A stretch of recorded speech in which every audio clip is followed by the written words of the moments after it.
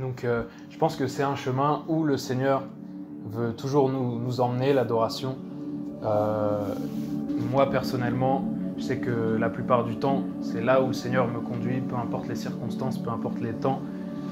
J'aime ça, j'aime adorer et je me sens toujours conduit, peu importe la situation. Je me dis, il y a quelque chose dans l'adoration. L'adoration fait la différence, l'adoration brise les chaînes, l'adoration débloque les circonstances et peu importe ce qui se passe, peu importe nos fardeaux, peu importe où on est, peu importe même les chaînes qui peuvent nous retenir, l'adoration ne peut pas être obstruée ni empêchée par quoi que ce soit parce que c'est dans le cœur, c'est directement avec le Seigneur et rien ne peut nous empêcher de l'adorer, rien ne peut nous empêcher d'être avec lui. Maintenant que nous sommes en Jésus-Christ, maintenant qu'il est dans notre cœur, maintenant qu'il vit en nous, même aucune barrière physique ni spirituelle ne pourra jamais nous empêcher de communier avec lui et d'être avec lui.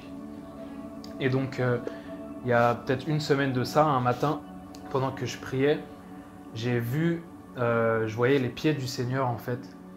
Et dès que je les ai vus, je les ai attrapés comme ça, j'adorais le Seigneur vraiment. Et le Seigneur m'a conduit directement à méditer sur la femme pécheresse dans Luc chapitre 7. Donc ça commence au verset 36, si vous voulez déjà prendre le passage. Donc Luc chapitre 7, verset 36. Et je méditais là-dessus et j'ai beaucoup médité sur ça. Il y a plusieurs femmes qui ont fait cet acte de venir au pied de Jésus comme ça, pendant qu'il était quelque part, de verser du parfum dessus ou de l'adorer. Et je méditais là-dessus et le Seigneur me montrait comment en fait cette femme est venue à Jésus alors qu'il était, on va dire qu'elle est venue à Dieu alors qu'il était sous sa forme la plus simple, la plus humble. Il était reçu donc par Simon le pharisien dans sa maison, il était simplement à table.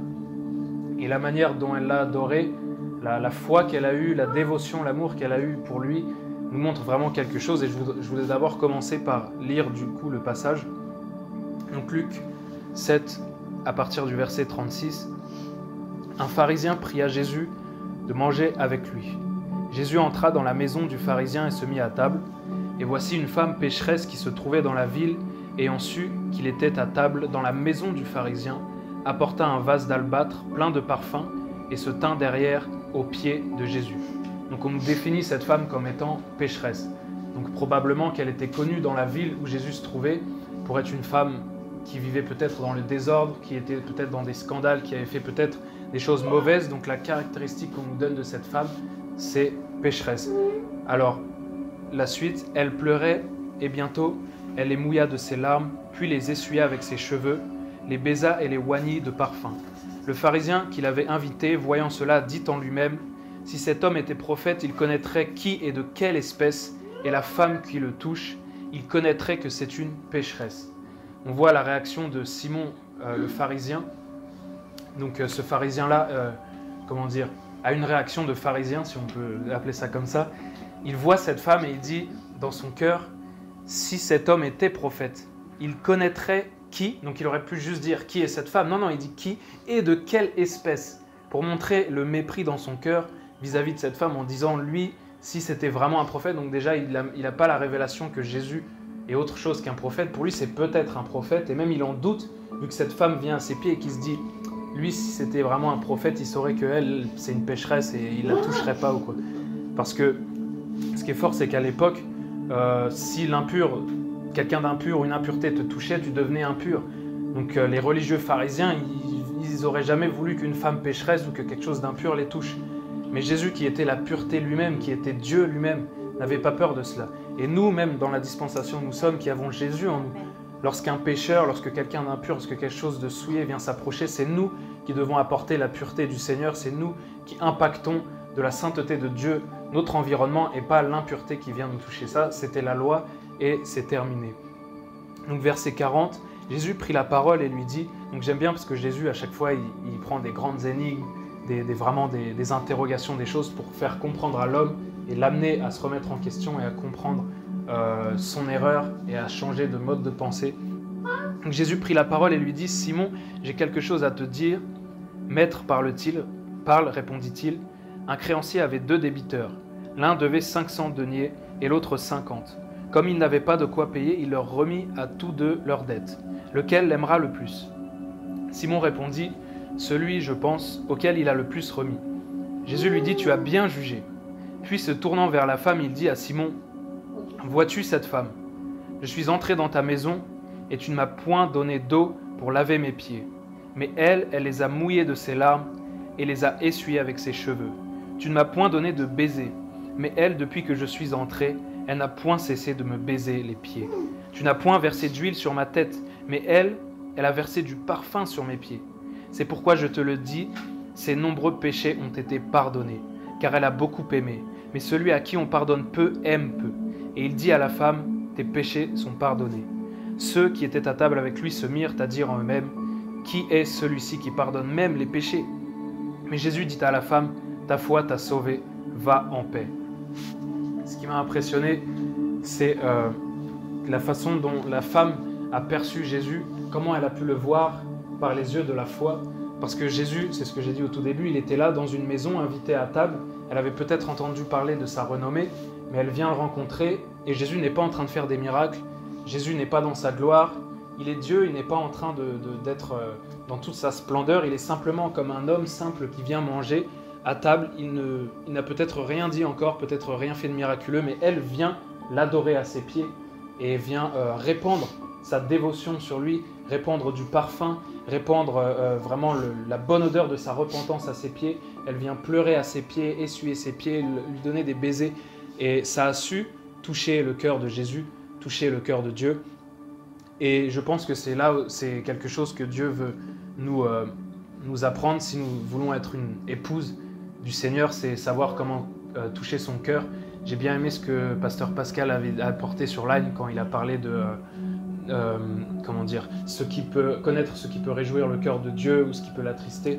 Et je pense qu'une épouse sait comment réjouir le cœur de son mari, sait comment faire du bien à son mari, sait qu'est-ce qui lui plaît. Et donc nous, en tant qu'épouse du Seigneur, nous devons aussi savoir comment toucher le cœur du Seigneur, comment faire en sorte de le réjouir vraiment.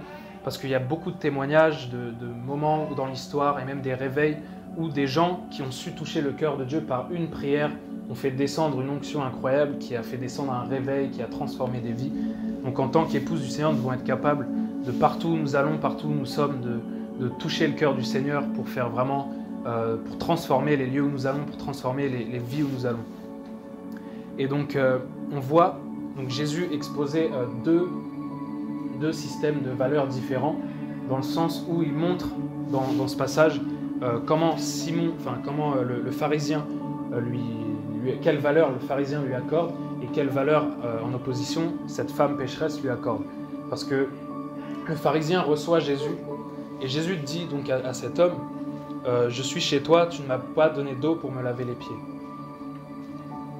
Il dit ça, tu ne m'as point donné d'eau pour laver mes pieds, mais elle les a mouillés de ses larmes, elle les a essuyés avec ses cheveux.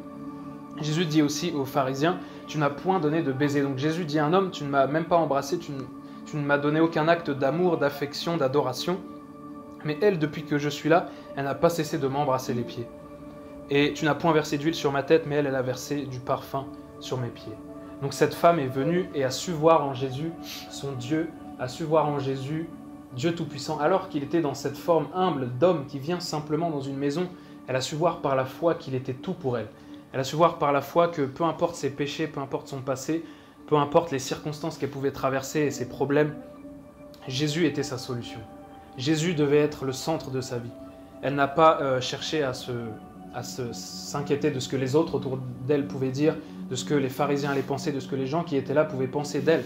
Elle est simplement venue pleine d'audace et de foi parce qu'elle était probablement au courant que si elle venait, elle, pécheresse, toucher un grand maître comme Jésus, être avec lui, ça pouvait être très mal vu, mais elle s'est dit, peu importe, je le vois par les yeux de la foi, je sens que cet homme, il a quelque chose de plus, et elle est venue répandre le parfum de son adoration, elle est venue répandre un parfum, elle est venue embrasser les pieds du Seigneur, et c'est ça qui m'a touché de voir cette femme, voir vraiment le Seigneur, Dieu Tout-Puissant, alors qu'il était dans cette forme si humble d'homme simple qui est venu manger, et le pharisien qui ne voit pas Jésus comme quelque chose qui est un prophète, ou peut-être un prophète. Et on voit aussi dans la parole que, par exemple, l'apôtre Jean, lorsqu'il a vu Jésus dans l'Apocalypse, il a vu Jésus dans toute sa gloire, et à ce moment-là, il s'est prosterné à ses pieds. Mais avant, on ne nous dit pas qu'un des disciples ou de Jésus s'est prosterné à ses pieds. Pourtant, cette femme et d'autres femmes dans les évangiles sont venues se prosterner aux pieds de Jésus. On ne voit pas non plus, on ne nous dit pas si d'autres disciples de Jésus ou apôtres sont venus lui laver les pieds plusieurs fois. Lui, il leur a lavé. Mais cette femme, elle, est venue et lui a lavé les pieds. Et il y a une différence à comprendre et à voir là-dedans. Et j'aime l'exemple de comment les femmes dans la parole, les femmes qui ont suivi et entouré Jésus, leur dévotion, leur sensibilité, même aujourd'hui, dans l'époque où nous sommes, j'aime bien voir les sœurs, comment elles arrivent à se libérer, à adorer le Seigneur vraiment de tout leur cœur. Parce que c'est vrai que parfois, nous les hommes, on a cette image à cause de la société, on essaye de rester un peu digne, fort, montrer que voilà, on est les hommes. Et les femmes n'ont pas forcément cette barrière-là avec le Seigneur. Et quand il s'agit de l'adoration, elles n'hésitent pas à y aller et à tout donner, peu importe si elles expriment toute leur sensibilité et leur amour au Seigneur. Et je pense que c'est quelque chose que moi, le Seigneur m'a montré et qui est important. Il veut nous conduire dans ce chemin de l'adoration. Et donc, cette femme a obtenu, on va dire, quelque chose du Seigneur que les autres ne pouvaient pas obtenir par sa dévotion. Et quand Jésus lui a dit « tes péchés sont pardonnés », je pense qu'elle a dû vivre une énorme libération. Et aussi, il y a le fait qu'elle vienne adorer le Seigneur de cette manière, juste pour lui en fait, parce qu'on ne voit pas on ne dit pas qu'il lui avait fait quelque chose avant ou qu'il avait fait le miracle dans sa vie, avant même que le miracle n'arrive, avant même qu'il fasse quoi que ce soit, elle est venue juste pour lui, se focaliser sur lui et l'adorer et ne rien faire d'autre que l'embrasser, que répandre son parfum sur lui. Et c'est quelque chose de si merveilleux. Et j'en profite encore pour honorer la manière dont les femmes peuvent adorer le Seigneur, même si je sais pas forcément un message sur la femme, mais j'aime ça et comment elles ont fait dans les évangiles. Et on voit aussi que quand Jésus est ressuscité, les premières à avoir vu le Seigneur, à avoir appris sa résurrection et à avoir annoncé l'évangile étaient des femmes, étaient celles qui l'avaient suivi. Marie de Magdala, on nous dit Marie, mère de Jacques, Jeanne, Salomé, etc. Et en fait, c'est les femmes qui étaient avec lui jusqu'au bout. Les évangiles nous disent que les femmes étaient avec lui à un moment de la crucifixion, quand il est mort. Elles sont même venues jusqu'à ce qu'il soit mis au tombeau. Elles ont vu quand il a été mis au tombeau. Elles sont revenues après avec des aromates, etc. Alors que les disciples, eux, ils étaient totalement perdus. Ils ont tous fui. Certains, comme dit Pasteur, ils étaient retournés à leur travail. Ils étaient partis. Et elles, ces femmes, sont venues. Et le Seigneur leur est apparu en priorité, ressuscité. La première fois qu'il est apparu, c'est à ces femmes.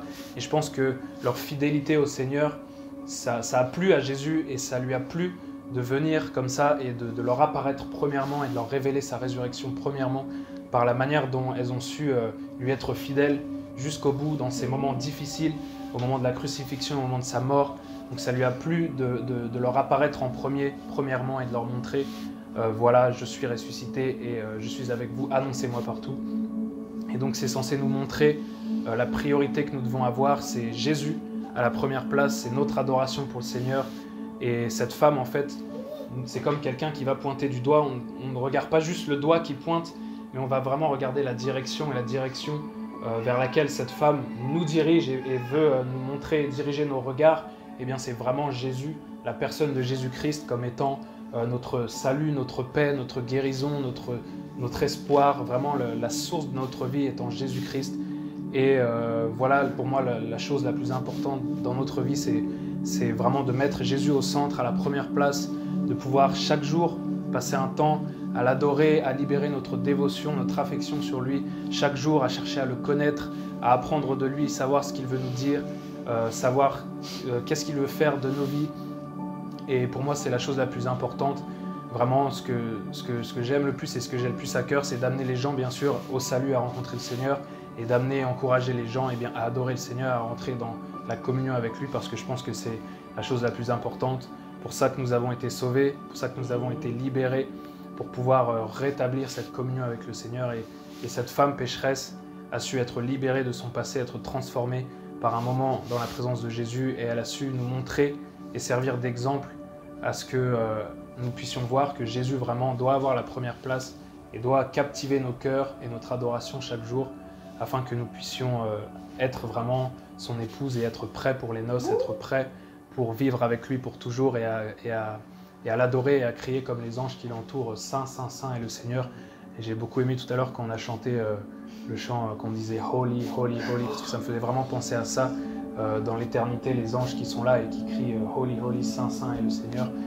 Et voilà, je voudrais nous encourager à ça, à nous dire que chaque jour, peu importe les circonstances, les épreuves, eh bien, nous voyons que le Seigneur a la première place dans nos vies et notre solution et notre refuge, notre abri, notre rocher dans les tempêtes, et que peu importe ce qui se passe, eh bien, nous pouvons l'adorer, nous pouvons vivre des choses extraordinaires avec lui et être transformés, et ainsi transformer notre entourage, notre environnement et la vie de nos proches.